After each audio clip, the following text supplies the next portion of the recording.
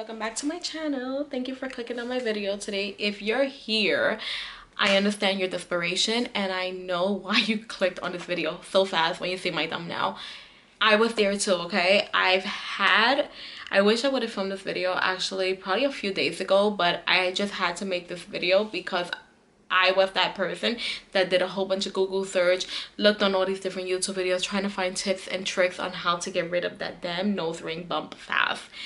First of all, that thing is like the worst thing that ever exists. No one told me that when you get your nose pierced that this will happen. This actually is very common and it happens for a lot of people. So basically the nose bump that appears after you get your nose pierced is called a keloid, and that usually happens for any, like, it's not only for piercings, it is very common in piercings, but it also happens like when patients form scars. Basically a keloid is like an excessive amount of skin that grows within like an injury site.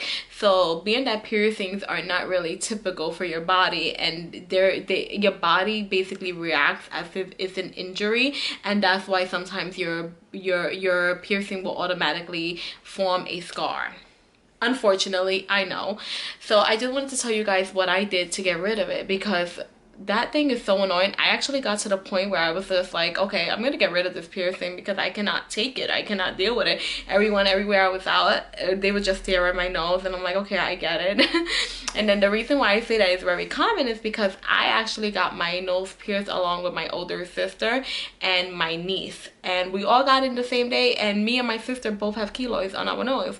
Thankfully, I was able to clear mine pretty quick, so that's why I gave her the remedy, and she has cleared hers as well. That's how I know that this remedy is very successful and it actually does work, because not only did it cure my keloid, it also cured my sister's as well. One thing I want to tell you guys, whenever you have a new piercing, make sure you do not touch it with dirty hands. Your hands have to be clean at all times whenever you're messing with it.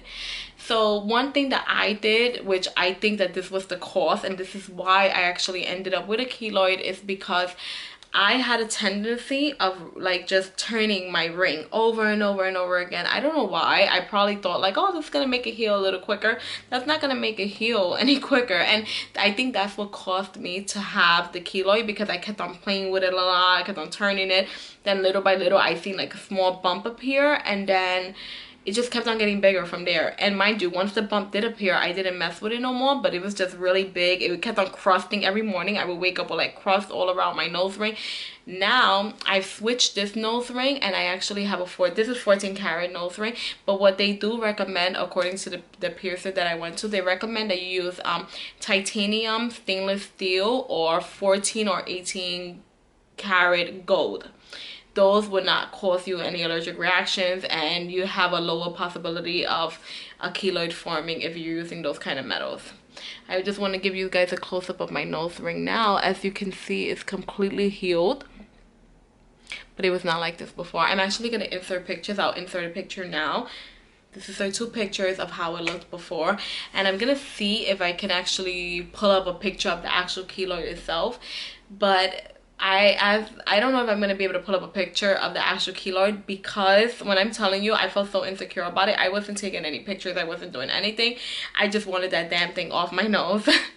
So now let's jump into the actual tips on how to get rid of this keloid.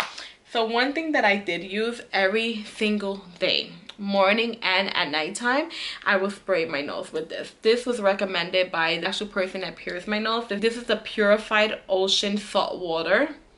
You can actually make this yourself, like you could just put salt water, but I prefer the actual spray because I know like the ratio and everything's already set for me.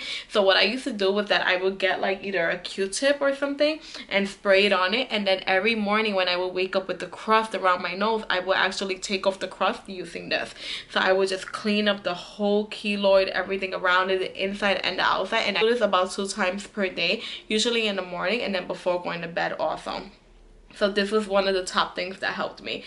After the salt water used to completely dry off, I used to take off any crust and it used to be completely dry, then I was applying 100% tea tree oil. This right here was my lifesaver. The tea tree oil did the job. I put it on the first day. The next morning I woke up and it has shrunk at least 50%. I'm not even kidding you. You just have to make sure that you get 100% pure tea tree oil. I bought this one at CVS. I was actually a little bit shocked to see the price. I thought like anything like this, I don't know why, I've never bought tea tree oil, but I never thought that like a little bottle like this would cost more than $10. This thing was actually, I think, about $14 or $15 when I bought it, and I was like, wow. But it works. And this right here, I'm gonna read to you. It says all natural 100% tea tree oil, soothes minor burns, cuts and scrapes, insect bites and stings. This thing really works. The only thing I will give you a heads up is that whenever you put it on right away, sometimes your nose will get a little bit red surrounding it. But there's nothing compared to having that keloid, so it will get red but it will go away. And then also I put this on only for maybe like 2 to 3 days and my keloid was gone. So I always keep this handy just in case if I ever get a keloid, but I only had a keloid that one time, and after that it's never come back. But of course I always make sure that my hands are clean every time I'm changing my nose ring.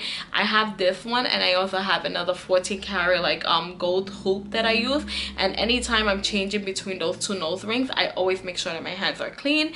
And the minute I see anything surrounding my nose ring, I go back to my little remedy, my salt water and my tea tree oil. These have been my lifesavers. I hope these tips work for you.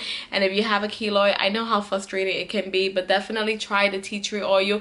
This is not 100% a necessity. You can make this yourself, like I said, with a little bit of salt water in your house. Mix it in a small little container and just make sure you're cleaning the site over and over, but make sure your hands are clean before you go to cleaning. But this you're definitely gonna need to buy. There's no home remedy for making tea tree oil. Good luck, you guys. I hope you can get rid of that keloid, and don't forget to give this video a thumbs up, like, comment, share, and subscribe, and let me know if this remedy worked for you guys. Good luck. Bye bye.